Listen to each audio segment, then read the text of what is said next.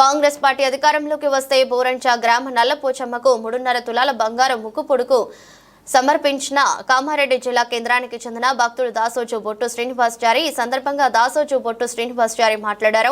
సంగారెడ్డి జిల్లా మానూరు మండలంలోని బోరంచ గ్రామ నల్లపోచమ్మకు కాంగ్రెస్ పార్టీ అధికారంలోకి వస్తే 3.5 తులాల బంగారం ముక్కు పోగు సమర్పిస్తానని మొక్కుకున్నానని, ఆ మొక్కిన ప్రకారం తెలంగాణ రాష్ట్రంలో కాంగ్రెస్ ప్రభుత్వం అధికారంలోకి రావడం జరిగిందని, ఈ నెల 2వ తేదీన నల్లపోచమ్మ అమ్మవారి విగ్రహం ప్రతిష్టాపన చేసుకోవడం జరిగిందని తెలిపారు.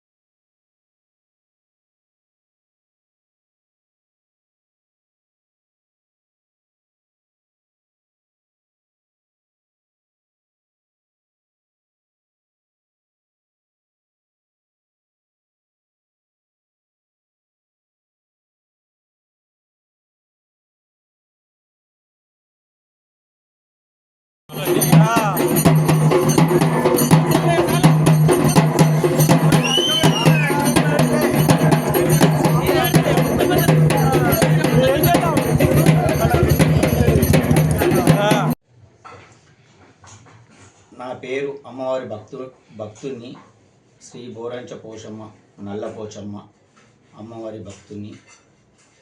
మన కాంగ్రెస్ ప్రభుత్వం అధికారంలోకి రావాలని చెప్పేసి నేను అమ్మవారికి మొక్కినాను. తొందర మన కాంగ్రెస్ గవర్నమెంట్ మన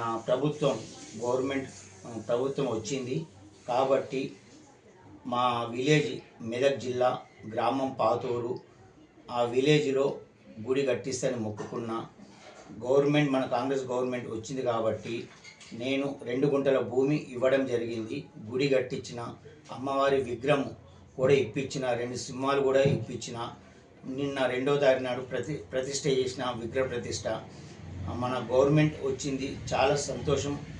చెప్పిన అందరికీ మన గవర్నమెంట్ వస్తే నేను ఇస్తాను మొక్కిన ఏవైతే అమ్మవారు మొక్కులు నేను ఎలాంటి మొక్కులు అమ్మవారు తీర్చింది కాబట్టి మాట ఇచ్చినాము. కానీ మన కాంగ్రెస్ గవర్నమెంట్ రావాలని చెప్పి కాంగ్రెస్ గవర్నమెంట్ వచ్చింది కాబట్టి నా వంతులో మొక్కిన ప్రకారం కట్టించిన, 2 గుంటల భూమి ఇచ్చిన.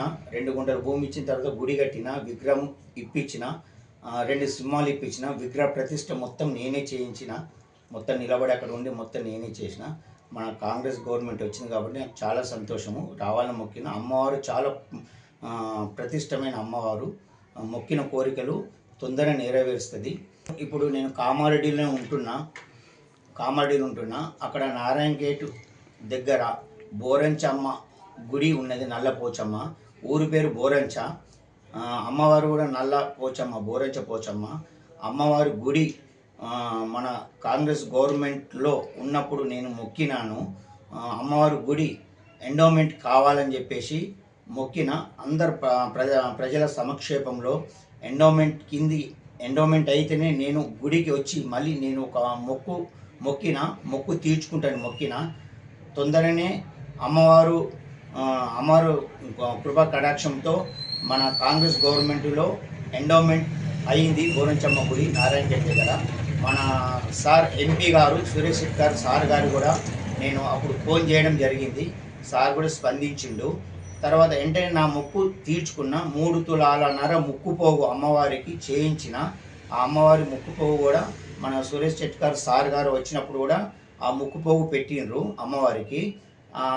చాలా మహిమగల అమ్మవారు. రియల్గా అక్కడ అమ్మవారు మనిషి శిల అయింది. ఆమె స్టోరీ ఉన్నది, మనిషి శిల అయింది. చాలా మహిమగల. ఎవ్వరు వెళ్ళినా ప్రతి ఒక్కరికి మొక్కు కంపల్సరీ వరం ఇస్తుంది. మళ్ళీ మీరు ఏదో ఒకటి చేయగలుగుతారు 100%. ఏ మొక్కినా అది మంచి కోసం మొక్కితే కంపల్సరీ వరం ఇస్తుంది అమ్మవారు. కామారెడ్డిలో ఉన్నాను. నాకు మన షబ్బీర్ అలీ సార్ గారు మంత్రి ఉండగా నాకు పెద్ద యాక్సిడెంట్, కామారెడ్డిలో యాక్సిడెంట్ అయింది. ఖమ్మం దగ్గర డాక్టర్ కింద 3 గంటలు స్పృహ తప్పి పడిపోయిన ఎలక్షన్ల ముందు మన మంత్రి షబీర్ సాబ్ గారు కాల్ చేసిండు, డిఎస్పి వాళ్ళందరూ కాల్ చేసి బొట్టు సీను బ్రతకాలని చెప్పేసి సారు మాటతో అందరూ నన్ను అమ్మవారి దయతో అమ్మవారికి నేను స్మరించుకుంటూ ఉన్నా. అందులోనే 3 గంటలకు స్పృహ లేదు.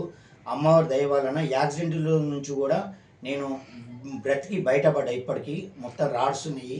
ఇప్పుడు అమ్మవారి దయతోనే నేను బాగా నడుస్తున్నా. సార్ షబీర్ సాబ్ కూడా మంత్రి ఉన్నప్పుడు నన్ను సహకరించారు. హాస్పిటల్ కూడా వచ్చిండు సారు. ఒక స్పెషల్ డాక్టర్ కూడా పెట్టిండు. అమ్మ మహిమలు చాలా చాలా చాలా ఉన్నాయి, ఇంకా చెప్పాలంటే బాగున్నాయి. మీరు ఒకసారి వెళ్ళి రావాలి. ఎవరైనా మహిమలు ఏమిటి అంటే, నేనే ఒక చావు దగ్గరకు పోయి నేను చనిపోయానని మా అందరూ అదే అనుకున్నారు మొత్తము. అలాంటిది నేనే ఉదాహరణ, చావు దగ్గర పోయేసి నేను బ్రతికిన అంటే అమ్మవారి మహిమలు ఎంతగానో ఉన్నాయో ఈ చిన్న విషయంలోనే మీరు తెలుసుకోగలరు. ఒక అమ్మవారిని మీరు దర్శనం చేసుకోవాలని నేను అందరికీ అమ్మవారి భక్తునుగా మీ అందరికీ వెళ్ళి ఒకసారి దర్శనం చేసుకొని మీ కోరికలు ఏవో మొక్కుకొని నెరవేర్చిన తర్వాత మీరు అనుకున్నవి ఏవైతే ఉంటాయో అవి చెల్లించుకోండి అమ్మవారికి. అమ్మవారి జయ శ్రీ మాత్రే నమః.